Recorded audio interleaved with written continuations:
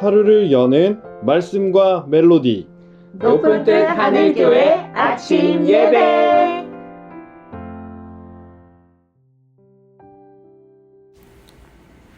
(11월 20일) 목요일입니다. 아침 예배로 하루를 시작하시는 모든 성도님들에게 주님의 은혜와 평화가 함께 하시기를 빕니다. 오늘의 본문은 구약성경 여호수아 6장 15절부터 27절까지의 말씀입니다. 먼저 말씀을 듣겠습니다. 일곱째 날 새벽에 그들이 일찍이 일어나서 전과 같은 방식으로 그 성을 7번 도니 그 성을 7번 돌기는 그날뿐이었더라. 7번째에 제사장들이 나팔을 불 때에 여호수아가 백성에게 이르되 외치라! 여호와께서 너희에게 이 성을 주셨느니라. 이 성과 그 가운데 있는 모든 것은 여호와께 온전히 바치되 기생 라합과 그 집에 동거하는 자는 모두 살려주라. 이는 우리가 보낸 사자들을 그가 숨겨주었음이니라. 너희는 온전히 바치고 그 바친 것 중에서 어떤 것이든지 취하여 너희가 이스라엘 진영으로 바치는 것이 되게 하여 고통을 당하게 되지 아니하도록 오직 너희는 그 바친 물건에 손대지 말라. 은금과 동철기구들은 다 여호와께 구별될 것이니 그것을 여호와의 곳간에 드릴지니라. 이에 백성은 외치고 제사장들은 나팔을 불매 백성이 나팔 소리를 들을 때에 크게 소리질러 외치니 성벽이 무너져 내린지라. 백성이 각기 앞으로 나아가 그 성에 들어가서 그 성을 점령하고 그 성 안에 있는 모든 것을 온전히 바치되 남녀노소와 소와 양과 나귀를 칼날로 멸하니라.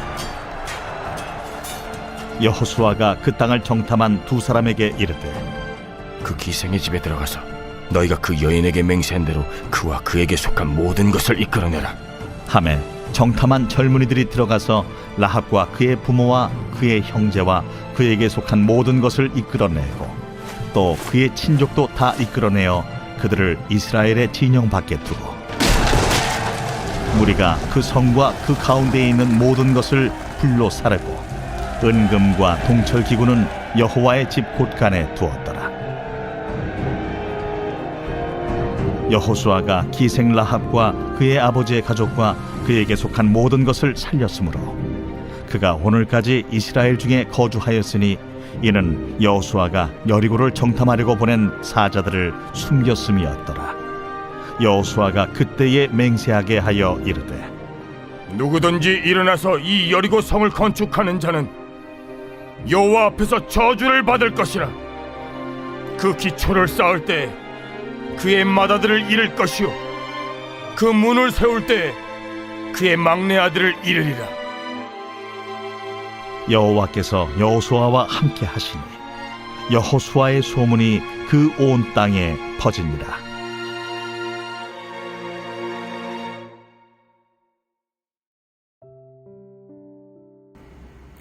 여리고는 인간의 힘으로 정복할 수 없는 성입니다. 그러나 하나님은 이 성을 무너뜨리는 수단으로 하나님이 부어주시는 더 큰 힘을 제시하지 않으셨습니다. 하나님의 뜻에 대한 순종이라는 단 하나의 상징적인 수단으로 성을 무너뜨리게 하셨습니다. 마치 하나님이 세상과 능력을 경쟁하는 것이 아니라 순종을 경쟁하라고 말씀하는 것처럼 느껴집니다. 여리고는 하나님 나라의 확장 소식의 성벽을 세우고 방비했고 이스라엘은 하나님 나라 확장의 소식을 가진 채 순종했습니다. 물론 이 본문에서 우리가 쉽게 받아들이기 어려운 부분이 있습니다. 하나님은 여리고성의 모든 생명을 진멸하라고 하셨고 실제로 그렇게 했다는 기록입니다. 이 장면은 현대 독자의 눈으로 볼 때 하나님을 폭력적이고 잔혹한 분으로 읽게 만듭니다. 문자 그대로 읽는다면 하나님은 잔혹한 분으로 받아들일 수밖에 없고 신앙인에게도 맹목적인 순종이 마치 미덕인 것처럼 받아들여지기 쉽습니다. 이런 본문은 주의해서 읽어야 합니다. 고대의 전쟁을 기록하는 관습을 이해하고 또 사실 전달보다는 의미 전달에 치중하는 구약 성경의 기록 방식을 이해할 필요가 있습니다. 많은 신학자들이 이런 기록을 문자적인 사실로 받아들이기보다는 하나님 나라의 속성과 우리가 추구해야 할 온전성을 강조하는 상징적인 선포로 이해합니다.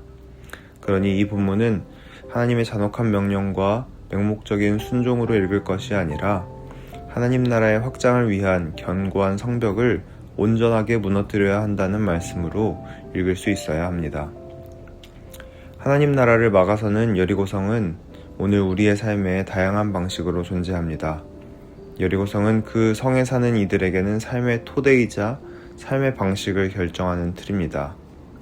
타인을 막아세우는 견고한 성벽처럼 우리는 타인을 위해 굳게 닫힌 삶을 살고 또 나와 동일한 집단만을 호의적으로 받아들이는 데 익숙합니다. 우리는 이 세상에 뿌리 내린 채 살고 있기 때문에 우리 삶의 방식을 결정하는 이런 익숙한 원리들, 이것이 사랑과 환대의 하나님 나라의 원리가 아니라 차별과 위계를 바탕으로 하는 세상의 원리임을 알 수 있습니다. 나와 다른 사람을 평가하는 틀만 해도 우리는 하나님이 우리 모두를 귀하게 여기시듯 다른 사람을 보지 않는다는 것을 알 수 있습니다. 우리에게 주는 이익과 손해로 사람과 사람 사이의 거리를 계산합니다. 우리의 평가 기준에 부합하는지 미달하는지로 사람 사이의 위아래를 정하고 우러러보거나 깔보곤 합니다. 가장 가까이 있는 가족으로부터 교회 동역자들과 직장에서 만나는 사람들까지 우리는 사람을 귀중함으로 보지 않고 평가하는 눈으로 사람을 봅니다. 내 편과 남의 편을 갈라야 직성이 풀리고 내 편이 아닌 사람은 사납게 물고 뜯습니다. 우리는 스스로를 보호하기 위해 벽을 세우는 일에는 익숙하지만 타인을 받아들이기 위해 또 벽을 허무는 일에 미숙합니다. 오늘 말씀은 순종을 통해 이러한 벽을 온전히 무너뜨려야 함을 말씀합니다. 작은 이익도 아까워하지 말고 온전하게 하나님의 길만을 따르는 순종을 요구한다는 것입니다. 이런 것을 온전히 무너뜨릴 때에 비로소 하나님의 뜻을 온전히 세울 수 있기 때문입니다. 여호수아는 이렇게 말했습니다.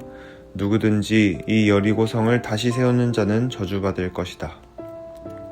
이전의 방식으로 돌아가기 위한 모든 시도들은 스스로를 더럽히게 될 것이고 또다시 세상의 족쇄를 차는 일이 될 것입니다. 우리는 계속해서 우리가 순종함으로 무너뜨렸고 또 무너뜨리기로 했던 삶의 방식을 가만히 가져와 조금씩 타협하고 살고 있는 것은 아닌지 돌아보아야 합니다. 타인을 향해 둘러쳐진 견고한 성벽이 우리 삶에 얼마나 영향력을 미치고 있는지 계속해서 깊이 생각해야 합니다. 그렇지 않으면 우리는 항상 여리고성을 우리도 모르게 다시 세우는 삶을 살아갈 것입니다.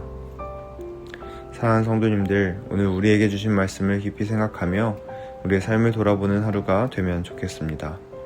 우리의 화평이 되시며 막힌 담을 무너뜨린 예수님을 생각하며 우리의 삶이 누군가를 가로막는 견고한 벽이 아닌지, 하나님 나라의 소식을 막는 견고한 벽은 아닌지 고민하며 우리의 삶의 많은 부분의 벽을 무너뜨릴 수 있는 삶을 살아가면 좋겠습니다. 함께 기도드리겠습니다.